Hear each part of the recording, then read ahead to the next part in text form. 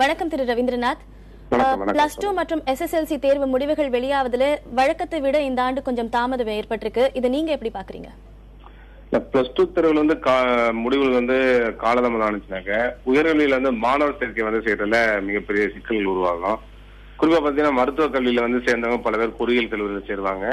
பொறியியல் கல்வியில சேர்ந்தவங்க நிறைய பேர் மருத்துவ கல்வியில சேருவாங்க. மாறி மாறி அவங்களுடைய கடைசி நேர முடிவை ஒட்டி அது மாதிரி ஒரு மாற்றங்கள் இருக்கும்.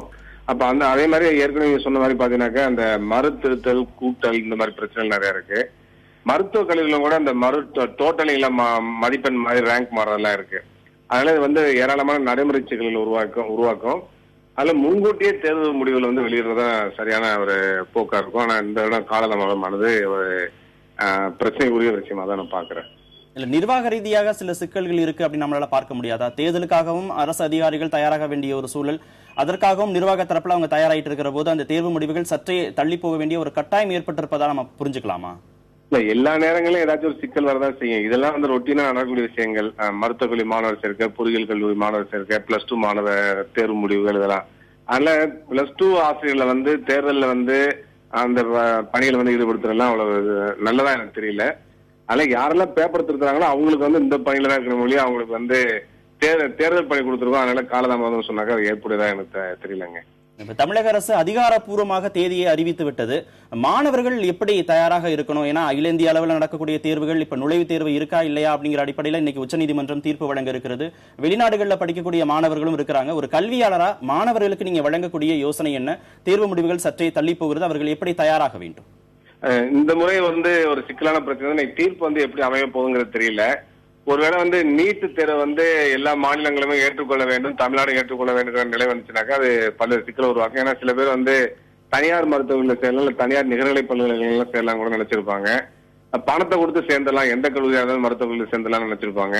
ஆனா நீட்டுங்கிறத பிரைவேட் மெடிக்கல் காலேஜும் பொருந்துங்கிறத உச்சநீதிமன்றம் சொல்லியிருக்கு.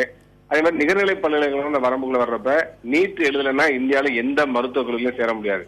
அப்படி இருக்கிறப்ப தங்களுடைய ஆப்ஷனை இன்னும் பறந்துபட்டு வச்சுக்கிறது நல்லது. அதனால ஏதாச்சும் கல்லூரியில அட்மிஷன் போட்டு கொண்டு அதுக்கு பிறகு தங்களுக்கு தேவையான ஒரு ப்ரொஃபஷனல் காலேஜில் சேர்வதுதான் சரியா இருக்கும். ஏன்னா முந்தைய நிலைமை இல்ல, இன்னைய தீர்ப்பை பொறுத்துதான் மற்ற விஷயங்களா இருக்கு.